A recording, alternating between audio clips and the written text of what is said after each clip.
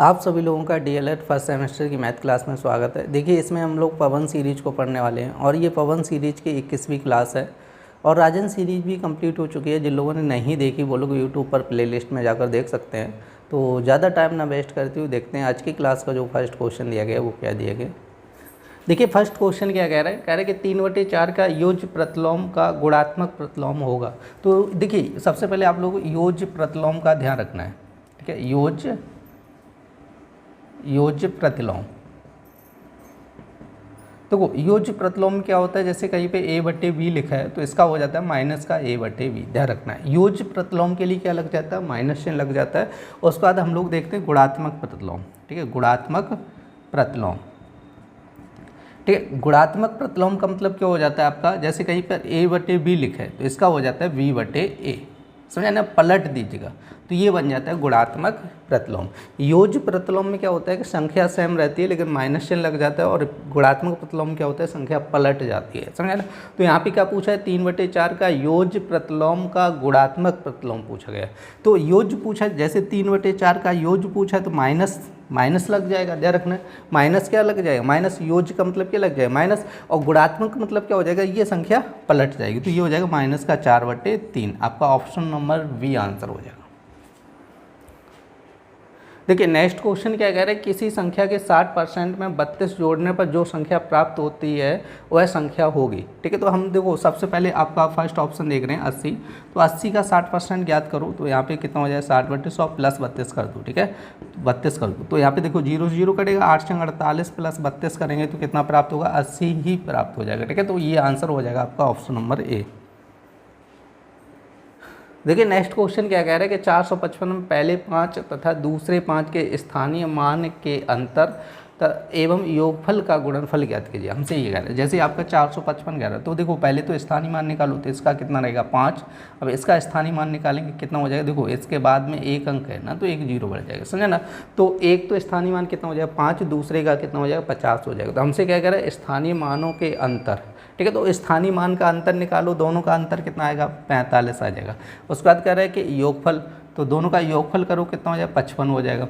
उसके बाद हमसे क्या कह रहा है, गुणनफल करना है इनका, तो 45 × 55 कीजिएगा तो ये हो जाएगा 2475। आपका आंसर हो जाएगा ऑप्शन नंबर सी। देखिए, नेक्स्ट क्वेश्चन क्या कह रहा है, कह रहा है कि संख्या 0 का रोमन अंक होगा। तो देखो 0 का रोमन अंक पूछा गया, तो 0 का जो रोमन अंक होता है वो इक्वल टू आपका n हो जाता है। n का मतलब हो जाता है आपका नुला, ठीक है। और जो नुला शब्द है वो लैटिन वर्ड है, ध्यान रखना है, क्या है, लैटिन वर्ड है, और इसका मतलब होता है नन।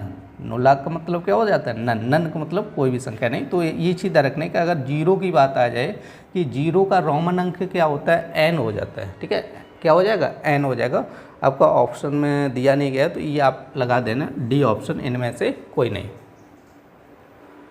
देखिए, नेक्स्ट क्वेश्चन क्या कह रहा है कि 5 + 3, तो देखिए यहाँ पे आप लोग सुधार लीजिएगा, यहाँ पे आपका 25 होगा, ठीक है। 25 + 3/100 + 4/1000 का मान क्या होगा, ये आपसे पूछा गया है। तो हम लोग क्या करते हैं, देखो 25 + 3/100 कह रहा है और 4/, कितना कह रहा है, 1000 कह रहा है, समझा ना। तो देखो 25 प्लस, तो आपका देखो 100 का भाग करेंगे तो 2 जीरो है ना, तो 2 अंक बाद पॉइंट लग जाएगा इस तरह। अब यहाँ पे 3 जीरो है ना तो 3 अंक बाद पॉइंट लगेगा इस तरह से, समझा ना। तो 25.0 और 0.03 0.004 इस टाइप से कर लीजिएगा। तो 4, ये 3 जीरो और ये हो जाएगा 25.034। आपका आंसर हो जाएगा ऑप्शन नंबर सी। देखिए, नेक्स्ट क्वेश्चन क्या कह रहा है कि रोमन अंक में किस संकेत की पुनरावृत्ति नहीं होती है। तो यहाँ पे आप लोग लिखने हैं V, L और D, ये 3 अंकों की क्या होती है, 3 संकेतों की पुनरावृत्ति नहीं होती है। ध्यान रखना है, V, L, D की पुनरावृत्ति नहीं होती है। तो आप लोग ऑप्शन देख लीजिए क्या मिल रहा है, यहाँ पे ऑप्शन नंबर D, L मिल रहा है।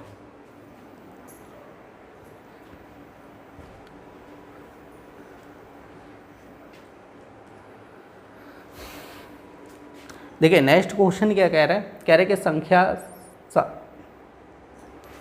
कि नेक्स्ट क्वेश्चन क्या कह रहा है, संख्या 70,560 में अंक कह रहा है 5 और 6 के स्थानीय मानों का गुणनफल होगा।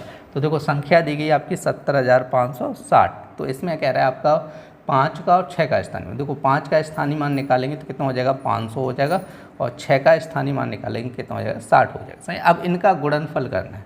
क्या करना है? गुणनफल करना है। तो गुणनफल कितना हो जाएगा आपका 500 गुणा 60 करेंगे तो कितना हो जाएगा, देखो 6 पंचे 30 हो जाएगा, और ये 3 जीरो आपके और हो जाएंगे। ठीक है, तो ये 30,000 हो जाएगा आपका, ऑप्शन नंबर हो जाएगा सी। देखिए नेक्स्ट क्वेश्चन क्या कह रहा है, कह रहा है 0.5 का 4% कितना होगा।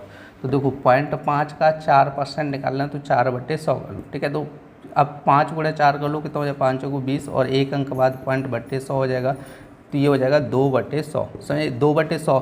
देखो 100 का मतलब क्या हो जाए 2 अंक बाद पॉइंट, तो 2 दशमलव यहाँ पे ऐसे लगे 0.02। तो आप लोग ऑप्शन देख लिए, ऑप्शन नंबर वी हो जाएगा। देखिए नेक्स्ट क्वेश्चन क्या कह रहा है, कह रहा है कि दो संख्याओं का मासा 35, लासा कह रहा है 525, उनमें से एक संख्या कह रहे हैं 175, तो दूसरी संख्या क्या होगी। देखिए ऑब्जेक्टिव क्वेश्चन है, इसको हम लोग डायरेक्ट हल करेंगे। देखो विकल्पीय क्वेश्चन को हम लोग डायरेक्ट सॉल्व कर सकते हैं, कोई दिक्कत नहीं है। ठीक है, इसको हल करके नहीं दिखाना है, केवल आपको ऑप्शन बताने के आंसर होगा। तो देखिए इसका एक फॉर्मूला होता है, जैसे सेकेंड नंबर निकालना है तो क्या होता है LCM गुणा SCF वटे आपकी हो जाती है फर्स्ट संख्या। ठीक है, तो LCM कितना दिया गया यहाँ पर 525 दिए गए, और SCF कितना दिया 35 दिया गया, बटे कितना 175 हो जाएगा। ठीक है, तो अब देखो इसको आप लोग हल कीजिएगा। तो अगर नहीं समझ में आ रहा है तो 7 से काटो 5 बार, तो यहाँ पे 7 से काटेंगे 7 दूनी 14 और 5 बार कटेगा। ठीक है, तो 5 से कटेगा ये 25 हो जाएगा। अब 5 से इसके काटो 1 और 0 5। ठीक है, तो इसका जो आंसर बन जाएगा 105 बन जाएगा, ऑप्शन नंबर डी। देखिए नेक्स्ट क्वेश्चन क्या कह रहा है, कह रहे कि x - 2 = 1, तो कह रहे 3x² + 5x + 2 का मान होगा।